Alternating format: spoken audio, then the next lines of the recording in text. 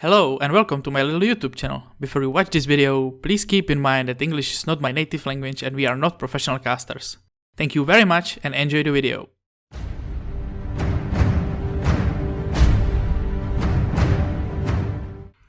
And let's talk out these teams. We already saw these guys. They are winners from the round 1. And it's Elkiller on the Red Paladin, Ristic as a Fire Mage and Bloomstiffer as a Resto Druid. And these guys are first time here on the stream. It's the Holy Princess, who is the guy, by the way, so it's weird. And there is no, he's Princess. Yeah, no. And there is a guy which I will call Steph or Boomy because his nickname doesn't make any sense at all. Steven Schwartz. He's German, right? I don't know, actually. I wouldn't be surprised. And Muffbuff as a Frost Mage, so it would be Frost versus Fire Mage and would be really interesting. And to be honest, I feel bad for Elkiller in this matchup. I think he's Swedish. Oh, nice. But anyway, you got Boomkin and Frost Mage. I don't want to face that as a melee, to be honest. And I think Elkiller neither wants to go there. He's just chilling behind a pillar, innocently not doing anything. Now they're playing frozen chicken instead of spicy. Yep, well, Frost Mage is better with this, and there is already opening from Rustics, but from the range, and these guys both got caught in the Frost Nova, and there's already Cyclone on the step, so those guys really are making the momentum right now. There's an Elkiller sitting on the Muffbuff. Muffbuff is forced to blink and sprint away, and that was a perfect Dragon's Breath to stop him, so they are allowing him to sit on the Muffbuff for one more time. There's another Ring of Frost, but there is Steph with the cooldowns up. These guys needs to be really aware of that, and Ryustik is hitting a lot of damage on the other hand. I think Devil Frost the Berg, there's an Iron Bark of him on him, and Bloomstiffer is really is doing to do a good job. There's a Frost Cyclone on Steph with cooldowns, and he did really well. He basically, didn't eat any, one of the police, but yep, there it is. It's the race to put the mage into the ice block, and Muffbuff is the first guy into the ice block. Basically, I think the Star Surges once more. Those mages needs to be better. Muffbuff is on a low health. Ryustik is a low health as well. And no, I think he didn't use ice block, did he? No, he did not. Muffbuff blocked. Yeah, he Muffbuff blocked. Ryustik is not blocking. But the thing is, there's still Cold Snap on the both sides, and Boomy is out. Well, basically both of the guys from the team 1 are out of cooldowns. Ryustik, on the other hand, is now on the low health, forced to block. So here goes the block. Both of them use the Cold Snap, so they both blow again. Ice Ring of Frost are going all over the place, to be honest. The Holy Princess got caught in it. He's trying to line of sight, but they overlap the CCs. They overlap the Ring of Frost freeze with the Cyclone, which is really unfortunate. And there is a Muffbuff with low health once more. They might play to Frostbrock. There is a Bob for him. And he needs to blink away because he's still on the low health. Looks like they are switching to the Holy Princess for him. Holy Princess on the very low health, actually. Elkiller is literally taking care of him. Oh, it was a kick. He still has a low health. I think he interrupted him, to be honest. Oh, he's going to low health. Where is the Bubble Man? He bobbed himself once more, and he needs to go up, but, don't forget, Bob can eat the magic damage, so you better be really aware of that. And this is really interesting. Both teams are creating momentum here and there, which is really great. This is a great game so far. Muffbuff is really low health. There is a second bluff, and Muffbuff needs to be aware because his Cold Snap is actually only 1 minute. It is only on 1 minute cooldown, so it doesn't really matter. But yeah, random one shots still came from anywhere. On the other hand, Ristic is now under the pressure once more, and I don't know if there is something with your microphone, but there are weird sound coming from this.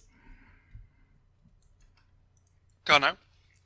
No, it's okay now. I mean, your microphone was doing weird noises. Anyway, Holy Princess under pressure once more. He's really aggressive as a Holy Paladin, which is really weird.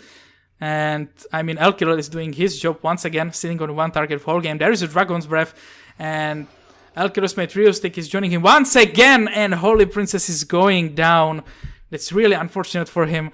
I mean, he wants to play aggressive, but as a Holy Paladin, I feel like you can't really just stay in open place.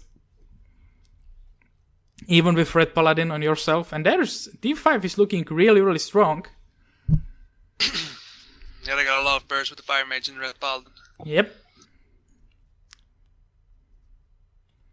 Right, so here go for the first team. And Brago says then Stefan is from Sweden. Yeah. Well, we're gonna call him Steph anyway.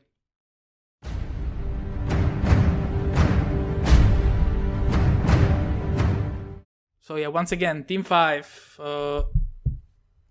which secured third win in the row in this tournament so far, where Bloomsniffer is a healer, is a Resto Druid, Ristic is a Fire Mage, and Elkiller is a Red Paladin. On the other side, Muffbuff as a Frost Mage, Steph as a Boomy, and Holy Princess as a Holy Paladin do need to win to actually steal first win from the Team 5, which is looking really, really strong. But they picked the map, so I really wonder what those guys will do on this map.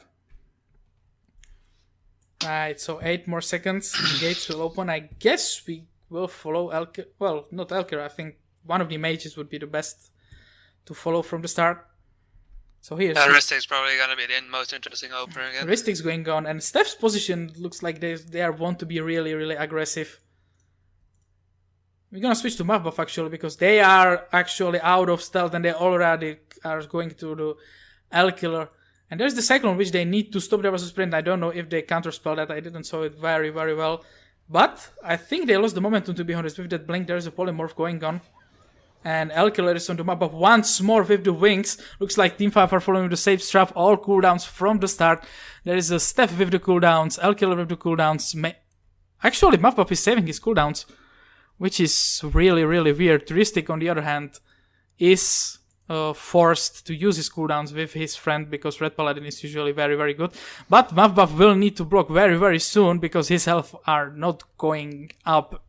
Not at all. Oh, come on, there's a low health. There is the first block, which is really, really good for Team 5. But keep in mind, those wings are full of, so the Red Paladin needs to, little bit time. He needs to time his burst a little bit. But it looks like this Muffbuff will be their target once more. And Muffbuff is already on a half health again. Keep in mind, he can't block for like a minute. I actually don't see the debuff on him. Oh, the debuff will fall in a few seconds, but his health is okay. Bloomsniffer is actually in the Cyclone. I didn't really follow healers from the start because Elkiller is now the target of the blue team. But otherwise, looks like the game will stabilize for now. Bloomsniffer is actually... I don't like his position staying in open. There's the Solar Beam with the Vortex, which didn't do basically anything because none of them were casting. And there's the Elkiller who will need to bubble very, very soon. And once I said that, he is in the bubble and they really did a big mistake there. That was the Iron Bark on him. And you really don't want to use Iron Bark on mate with the bubble on, because there are basically no damage, and Iron Bark is on a pretty long cooldown. But actually bubbled like a couple of seconds into the Iron Bark. Yep, but Holy Princess is the target once more, but yep, that's what you talk about. Like, Elkiller has the trouble to connect on him, but he is on low health once again, and he's going down. So Team 5 looking really, really strong. And, I mean, this positioning of these healers is really, really weird in these games. I mean, they both stay on the open, so they are both open up for CC or the potential swap, which we saw twice from a Team 5. So yeah, it seems like they moved too far into the open. Yep. Big risk, little payout so far. Yep.